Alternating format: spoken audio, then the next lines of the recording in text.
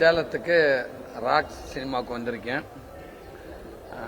தமிழ்நாட்டில் முக்கியமான முடிஞ்ச அளவுக்கும் ஒவ்வொரு ஏரியாவாக போய் படம் ரிலீஸ்க்கு அப்புறம் மாமனம் படம் ரிலீஸ் ஆகி மிகப்பெரிய ஒரு வெற்றி படமாக, ஒரு குடும்பங்கள் வரவேற்கிற படமாக, எல்லாரும் கொண்டாடுற படமாக இந்த படம் அமைஞ்சிருக்குது.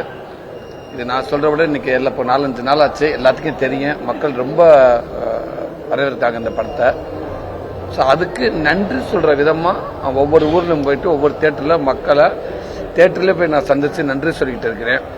ஏன்னா இந்த படம் வர்றதுக்கு முன்னாடி இந்த படம் கண்டிப்பாக அவங்க எல்லாருக்கும் பிடிக்கும், அவங்க எல்லாருடைய குடும்பத்தை தான் நாங்கள் இந்த படத்தில் எடுத்திருக்கோம். ஸோ அதனால் நீங்கள் ஈஸியாக கனெக்ட் பண்ணிக்கிற முடியும், நல்லா சிரித்து என்ஜாய் பண்ணுவீங்க. அதே ரொம்ப எமோஷன் ஆகும். நிறையா விஷயங்கள் உங்கள் ஃபேமிலியில் இந்த படம் ஞாபகப்படுத்தும் அப்படின்னு சொல்லியிருந்தோம். அது இன்றைக்கி எல்லாமே நீங்கள் கண்கூட பார்க்குறோம். நீங்கள் படம் பார்த்துட்டு நீங்கள் எல்லாமே பார்த்துருப்பீங்க. படம் பார்த்துட்டு ஆடியன்ஸ் வெளில வரவங்க எல்லாருமே இந்த குழந்தைலேருந்து எல்லாமே அவங்க லைஃப்பை கனெக்ட் பண்ணிக்கிறாங்க. எல்லாருமே இது எனக்கு என் மாமாவுக்கு இதே ப்ராப்ளம் தான் இருந்துச்சு, எங்கள் மாமாவை நான் மிஸ் பண்ணுறேன் அப்படின்னாங்க, என் அக்காவை மிஸ் பண்ணுறேன், தங்கச்சியை மிஸ் பண்ணுறேன், அந்த குழந்தைகள் இப்படி ஒவ்வொரு தேட்டருக்கும் சோகப்படுறப்ப எல்லாருமே ஒரு படமாக பார்த்துட்டு நல்லா இருந்துச்சு அப்படின்னு சொல்கிறத விட அந்த படத்தை பார்த்துட்டு அவங்க குடும்பத்தை கனெக்ட் பண்ணி ஒவ்வொருத்தருக்கும் எமோஷனலாக பேசி அழுகிறப்ப இதுதான் அந்த படத்துக்கான வெற்றின்னு நினைக்கிறேன். கண்டிப்பாக அந்த படத்தில் நல்லது நடந்திருக்க மாதிரி எல்லா குடும்பங்களையும் இந்த படத்துக்கப்போ ஒரு நல்ல நிகழ்வு நடக்கும்னு நாங்கள் நம்புகிறோம். அப்படி நடக்கிறப்ப இந்த படத்துக்கான மிகப்பெரிய ஒரு மரியாதை இருக்குன்னு நினைக்கிறோம். அதுக்கு தான் எனக்கு சேலத்துக்கு வந்திருக்கேன். இப்போ எல்லாமே காமெடி ஆக்டர்ஸ் எல்லாமே ஹீரோவாக நடிக்கிறது வரவேற்கக்கூடியதாக இருக்குது. ஆனால் அந்த காமெடி ஆக்டர்ஸ் ஒரு வெற்றிடம் ஏற்பட்டிருக்கிறதா சொன்னாங்க திரைப்படத்தில், அந்த திரைத்துறையில். இப்போ நீங்கள் மீண்டும் காமெடிக்கு போகிறதுக்கு வாய்ப்பு இருக்கா, இல்லை அந்த வெற்றிடம் இருக்குன்னு நீங்கள் ஒத்துக்கிறீங்களா? இப்போ இல்லை, அங்கேருந்து நான் கதை நாயனா வந்திருக்கேன். கதை நாயனா எனக்கு மக்களும் மீடியாவும் எனக்கு எல்லாரும் எனக்கு சப்போர்ட் பண்ணுறாங்க. எனக்கு ஒரு நல்ல இடத்துல இருக்கு. இன்னைக்கு நிறையா ஒரு பட்ஜெட்டில் என்னை நம்பி படம் போகிற அளவுக்கு என்னை மக்கள் என்னை நல்ல இடத்துல வச்சுருக்காங்க. ஸோ இதுதானே சரியா இருக்குன்னு நினைக்கிறேன். இல்லையா? இல்லை, அடுத்தடுத்து எல்லாம் இல்லை காமெடிகளை பஞ்சம்லாம் கிடையாது. இல்லை அதுக்கான ஆட்கள் வந்துகிட்டே இருப்பாங்க. எந்த இடத்துல ஒரு சில நேரத்தில் ஒரு சின்ன ஒரு சின்ன கேப் இருந்துச்சுன்னா அந்த இடத்த ஃபில் பண்ணுறதுக்கு இன்னொருத்தவங்க வந்துடுவாங்க. சினிமா தோன்றுறது அப்படித்தான். சினிமாவாக இருக்கட்டும், மற்ற எந்த துறையாக இருக்கட்டும், ஒருத்தவங்க இல்லைன்னா அந்த இடத்துக்கு இன்னொருத்தவங்க வந்துடுவாங்க. இன்னைக்கு எல்லாமே நல்லா காமெடி பண்ணிட்டு இருக்காங்க. சமீபத்தில் அன்பு தம்பி பாலசரவணன் நல்லா பண்ணிட்டு இருக்காரு. ரொம்ப சூப்பராக பண்ணிட்டு இருக்காப்புல தம்பி.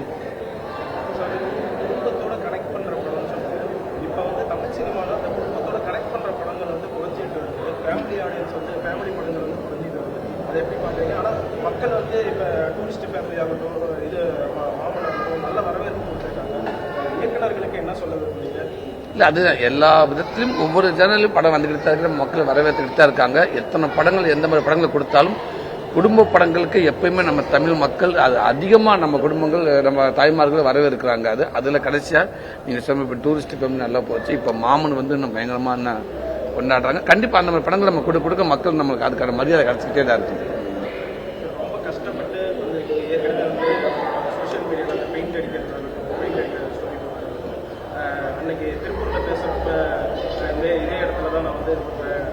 போயிட்டு வந்திருக்காங்க அப்படின்னு சொல்றது மக்கள் ஒரு ஹீரோவா அவங்களை உயர்த்தி பார்த்துருக்காங்க, கொண்டாடிட்டு இருக்காங்க. அது எப்படி இருக்கு? ரொம்ப சந்தோஷமா இருக்கு. ஒரு கஷ்டப்பட்டாலும் ஒரு விடாமுயற்சியாக லைஃப்பில் நம்ம என்னவா ஆக நினைக்கிறோமோ அதை எவ்வளவு இடையூறுகள் வந்தாலும் அதை தாண்டி நம்ம சக்ஸஸ் பண்ணுறப்ப அதுக்கான மரியாதையாக நான் நினைக்கிறேன்.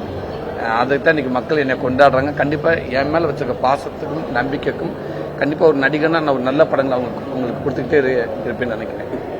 அடுத்தது என்ன மாதிரியான படம்? அடுத்து இப்போ சமீபத்தை போஸ்ட் பார்த்துருக்கேங்க, மண்டாடி அப்படின்னு ஒரு படம். ரொம்ப அதுவும் ஒரு நல்ல படம் வரும்னு நான் நம்புகிறேன்.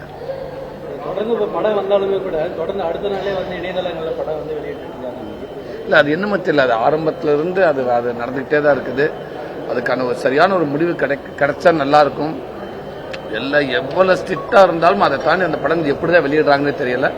ஒன்று மக்கள் பார்க்கக்கூடாது, மக்கள் அதை வரவேற்க கூடாதுன்னு நினைக்கிறோம்.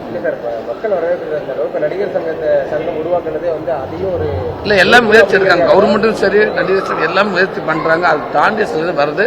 இன்னும் கூடுதலா இதுக்கு புதுசா ஒரு வழிவகுத்தி இதை 100% முழுமையாக இதை ஸ்டாப் ஆக்குறா நல்லா இருக்கும். பாப்பா நம்புவோம்.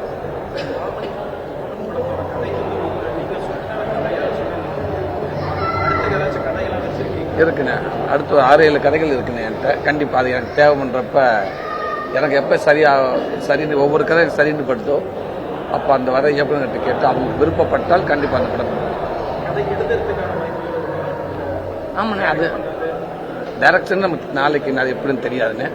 பட் இப்போ எனக்கு நேரம் கிடைக்கிறப்ப நான் கதைகள் ரெடி பண்ணிட்டு இருக்கேன். சார் இப்போ காமெடினா ஹீரோவெல்லாம் வந்துருக்கீங்க, அடுத்தது அரசியல் எதிர்பார்க்கலாமா? இது நல்லா போயிட்டு இருக்குது. உங்களுக்கு நீங்க சொல்றதா, நீங்க உங்களுக்கு இது நல்லா போயிட்டு இருக்குன்னு உங்களுக்கு விரும்பினா என்னை அப்படியே விடுங்க. போயிட்டு இருக்கு, ஃபியூச்சர்ல அரசியல் எதிர்பார்க்கலாமா? இதுல போயிட்டே இருப்போம். அடுத்து அந்த பாதை அது எங்க கட்டாதுன்னு தெரியாது. இப்போ போயிட்டு இருக்க பாதையிலே போவோம். நல்லா தானே போயிட்டு இருக்குது. விஷால் வந்து அடைய முடியாத ஒரு இடத்தை அடைஞ்சிட்டீங்க, நீங்க அடைய முடியாத ஒரு இடத்துல அடைஞ்சிட்டே எதுவுமே கிடையாது அப்படின்னு ஒரு வார்த்தை சொல்லியிருக்கீங்க. படத்துல கிடைக்க முடியாத இடம் கிடைச்சிருச்சு, எல்லாருமே அடைஞ்சிட்டாங்க. இது காரணம் யாரும்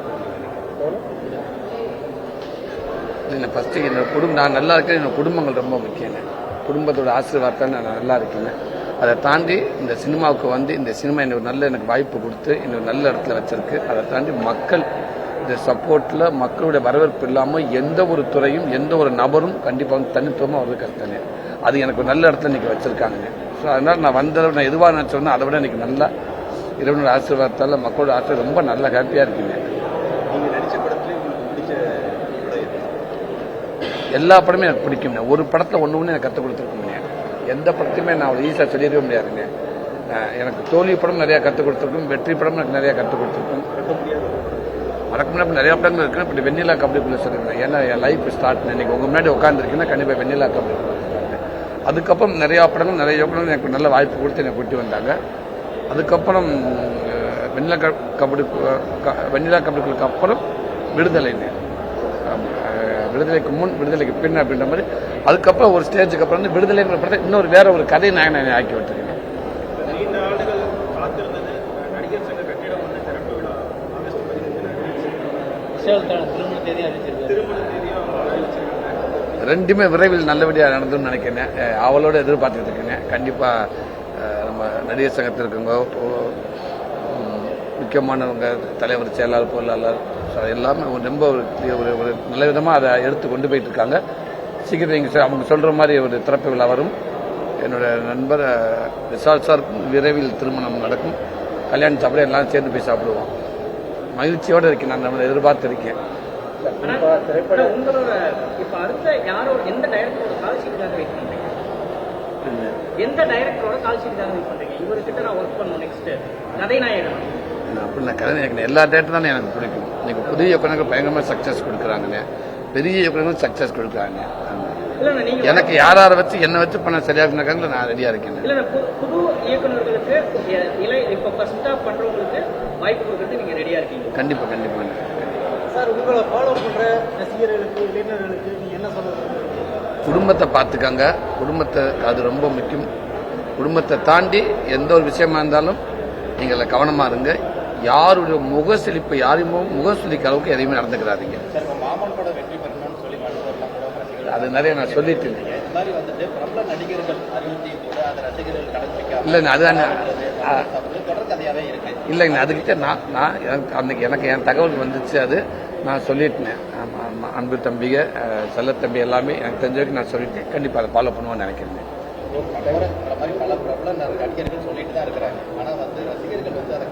அவங்க அன்போடு பண்றாங்கன்னு கண்டிப்பா அது அவங்க தெரியும். எல்லாத்துக்கும் யாரும் வந்து இதை பண்ணுங்கன்னு யாரும் சொல்றது இல்லைன்னு. அந்த தம்பிங்க ரசிகர்கள் அது ஒரு நல்லா கொண்டாடுற விதமா அவங்க ரொம்ப பிடிச்ச ஹீரோக்களை கொண்டாடுறதுக்கு அவங்க பண்றாங்கன்னு. பட் அந்த கொண்டாடுறது அழகான ஒரு கொண்டாட்டமா இருந்தா நல்லா இருக்கும். தேங்க்யூ.